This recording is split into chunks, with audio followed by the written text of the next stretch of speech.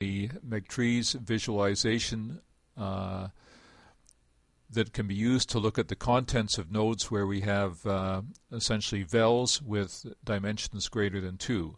Not only that, but the node has multiple vels associated with it. In this case, what we've actually been calculating are antenna pattern designs for off-axis focal plane arrays associated with parabolic dishes as a function of frequency. So it turns out that the domain we're actually working with are frequency and L and M. So that what we're calculating is where L and M are the direction cosines on the sky. So essentially, because L and M are the coordinates associated with the fastest varying indices in the Python num array underlying our display, they end up being the default axes, L and M displayed on this plot, and then we can iterate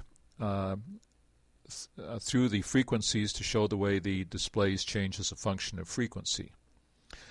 And let's just do that.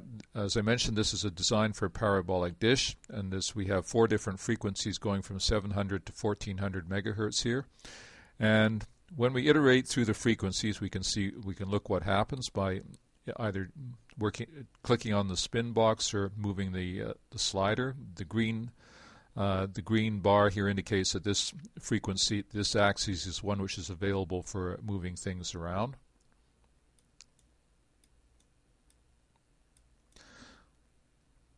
Not surprisingly, as we go to higher frequencies, then we saw things decrease. One of the things that we can do with a two-dimensional MeqTrees plot is that if we go to an area where we're interested in finding out what's happening, we can middle-click with our mouse button, and we'll then get two cross sections. The black cross section gives you first of all the location along the display where the cross section is taking place, and the black line gives you the cross sectional values, and the x-axis values are read out on this scale here to the right. The white axis gives you then this direction along the y-axis. Here's our y-axis signal, and the values are displayed for you along this axis here. And again, if we iterate upward to higher frequencies, you would see that the cross-sectional beam became smaller as you went to the higher frequencies. If we want to get rid of our cross-section display, we right-click on the window and we go to our Delete Cross-Section option.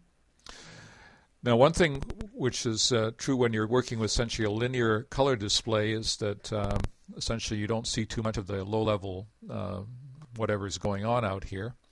We can do that in our system by interactively working with our color bar here. And let's say I want to see the signal only from between about 0 and 0.1 of the total intensity. Our beams are normalized, at least in I, to have a maximum value of 1. So now we've adjusted our color range to merely show from 0 to 0.1.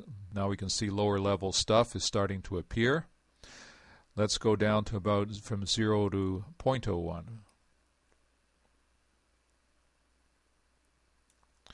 And then you can see we're getting into a deeper and deeper, and we can start seeing some lower level stuff. However, another way, when we have a large variation in signal as we have in this particular example, first let's unzoom our intensity range. And then we can go and right-click on our display, and we can show data with a logarithmic scale.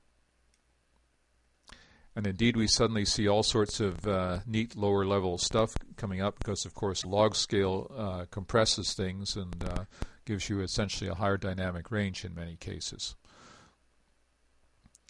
Now let's go back here and show with a linear scale. One thing that we can is sometimes if well, it's not okay. Now we've shown some of the capabilities of how we can vary the dynamic range for the total intensity map. One of the things we'd like to do, of course, is go and look at the contents of Q, U, and V, and we do that by right-clicking, and then we go to this operation change selected vels.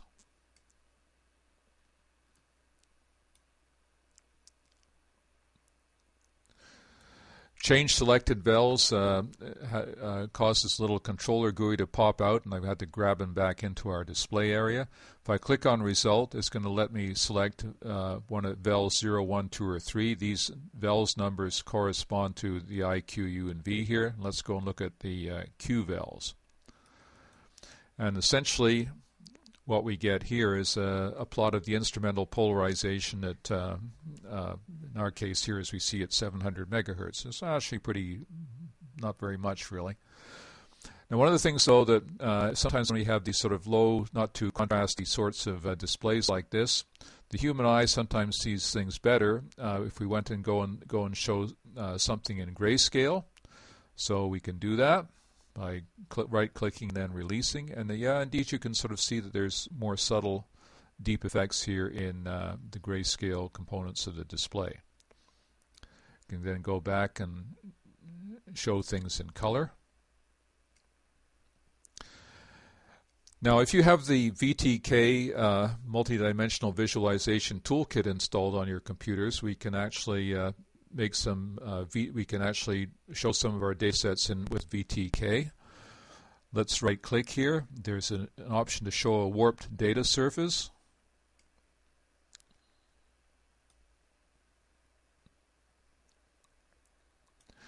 You can rotate things around by dragging it with your mouse button. You can expand or subtract the parent display scale by moving either the slider or the little gain viewer here.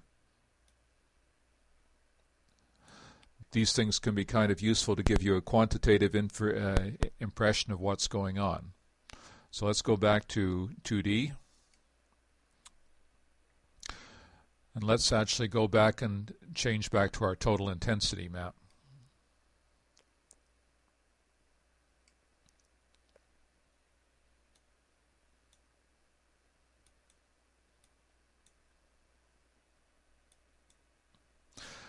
Now, one of the things that we can do, since we have 3 dimensions, we can actually select any, by default, the last 2 dimensions in the num array are shown on our screen, but say we want to have frequency and L on the display and we want to iterate through the universe as a function of M, we can do that by clicking on the frequency and the L buttons.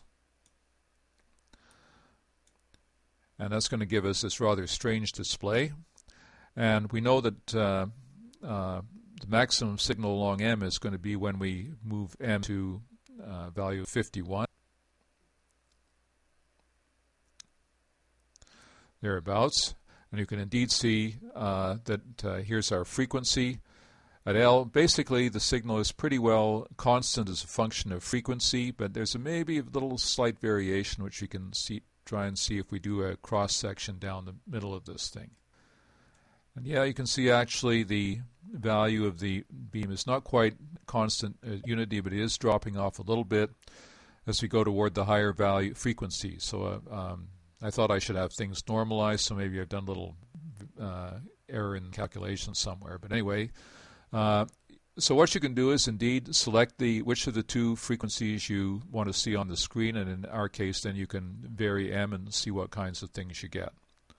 So let's stop at this particular point.